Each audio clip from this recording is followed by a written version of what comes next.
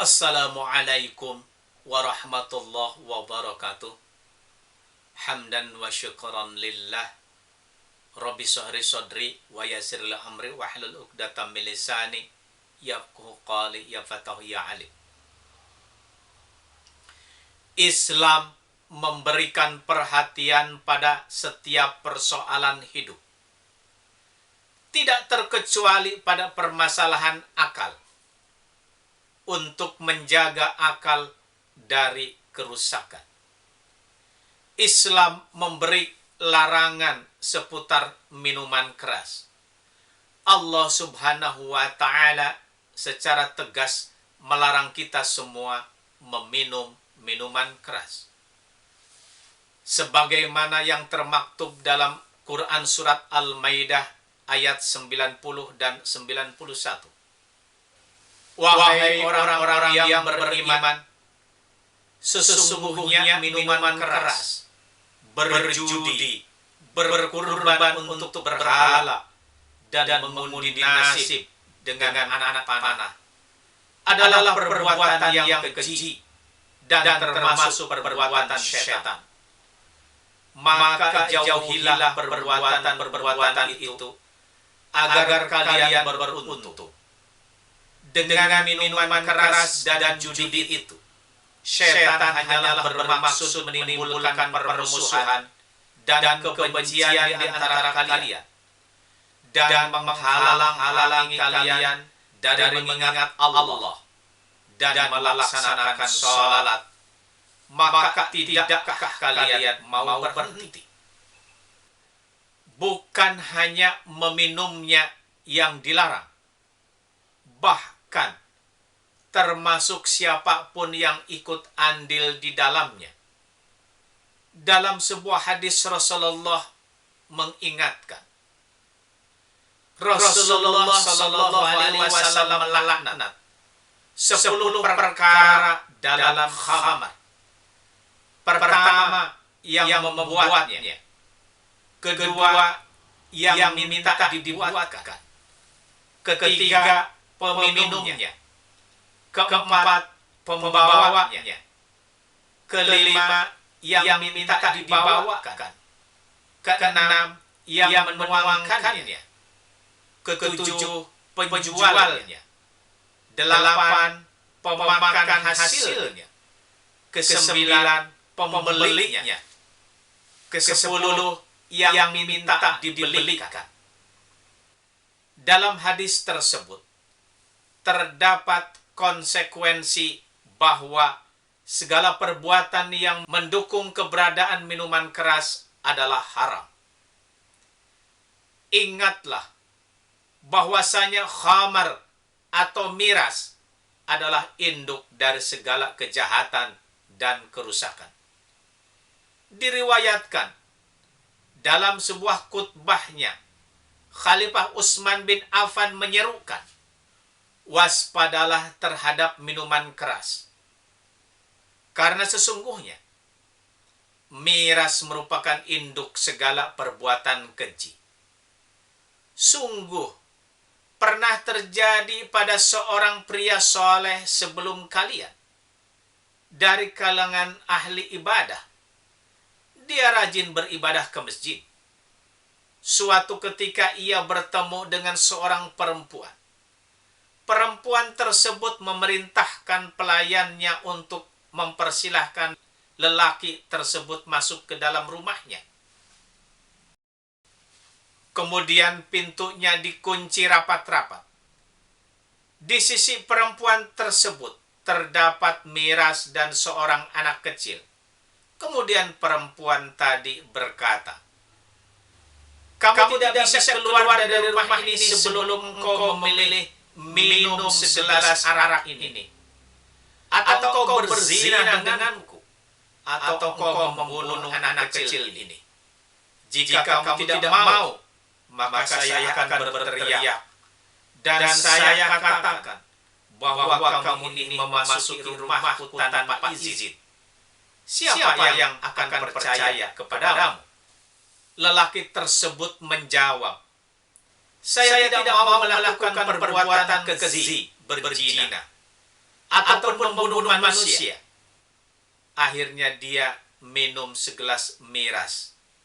Demi Allah, dia menjadi mabuk sehingga dia pun berbuat zina dengan perempuan tersebut dan membunuh si anak kecil.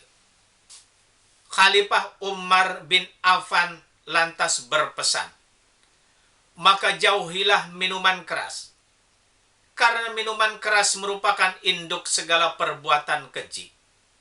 Demi Allah, sungguh iman dan minuman keras tidak akan bersatu di dalam hati seseorang, melainkan hampir pasti salah satu di antaranya melenyapkan yang lain. Kisah di atas memberi pelajaran yang teramat berharga.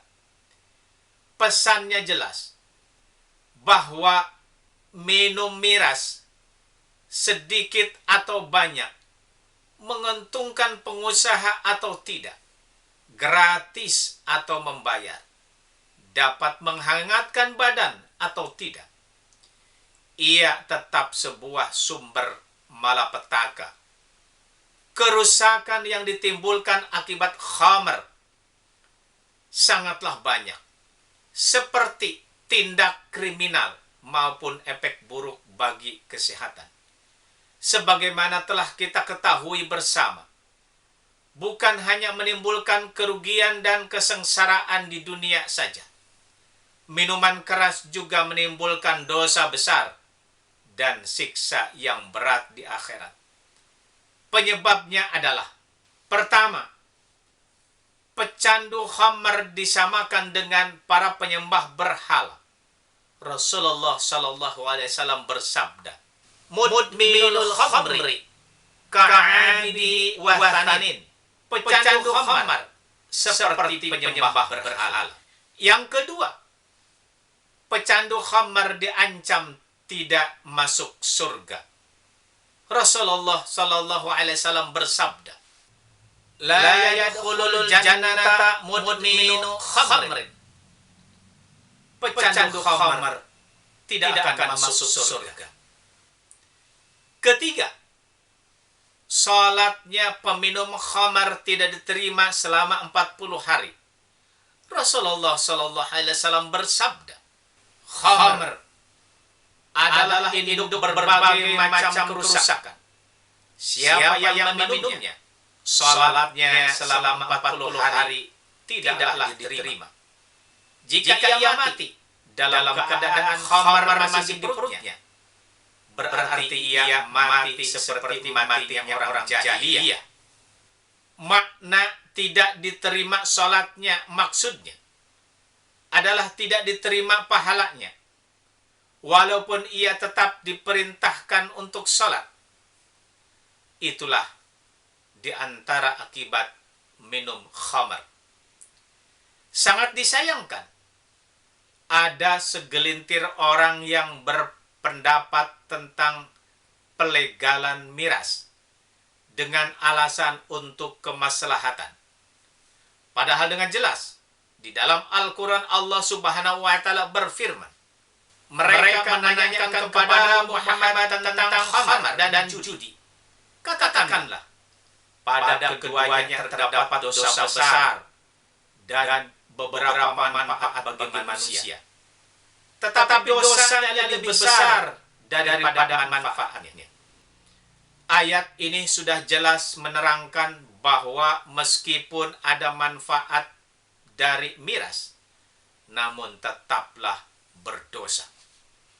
Dari sini kita melihat bahwa kebijakan pihak berwenang seharusnya tidak mendatangkan kemudaratan bagi masyarakat. Keputusan atau peraturan yang dibuat untuk usaha serta investasi tidak boleh mengedepankan kepentingan pengusaha daripada kepentingan masyarakat luas.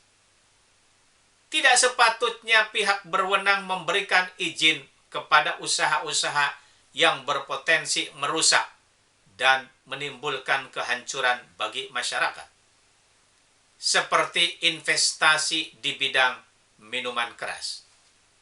Apa yang disampaikan oleh Allah Subhanahu wa Ta'ala dan Rasul-Nya harus kita jadikan sebagai patokan untuk melarang segala usaha yang menimbulkan kekacauan dalam kehidupan umat manusia. Jauh sebelum Syain membuktikan kebenaran ilmiah tentang kerusakan yang ditimbulkan oleh miras, Rasulullah SAW sebagai sosok yang penyayang kepada umatnya telah memberikan arahan agar umat manusia menjauhi miras. Beliau mengingatkan umatnya dapat menjalani gaya hidup yang sehat dan seimbang, serta memiliki kemampuan atau kesadaran penuh untuk mengendalikan kehidupannya sendiri. Semoga yang sedikit ini bisa menjadi perhatian kita bersama tentang bahaya dan haramnya minuman keras. Semoga para pemimpin negeri ini Allah berikan bimbingan untuk selalu beriman dan bertakwa, sehingga mampu menghantarkan negeri ini menuju negeri yang baldatun thayyibatun warabun ghafur, di bawah naungan Islam. Kurang lebihnya mohon dimaafkan. Akhirul kalam, wabillahi taufiq wal hidayah. Wassalamualaikum warahmatullahi wabarakatuh.